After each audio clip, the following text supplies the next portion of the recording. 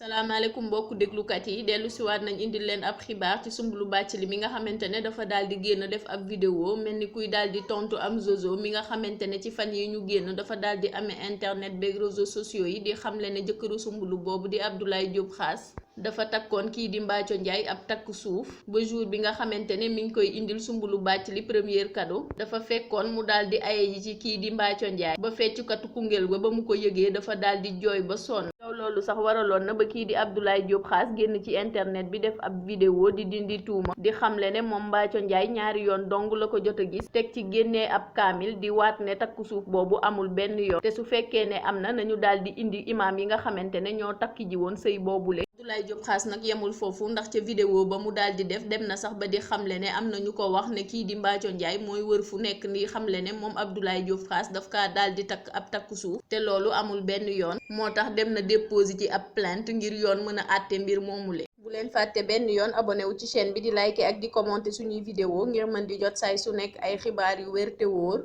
tey nag kii di Soumboulou Bathily dafa daal di génn mel ni kuy wane ne coow loolu safu ko te du ko déstabiliser benn yoon ndax ca vidéo ba mu def mi ngi way ab way di wax ne duma leen faale teg ci di xamle ne kii di Abdoulaye Diop Khass di boroom këram benn dose dong la woon te moom Soumboulou moo ko daal di naan.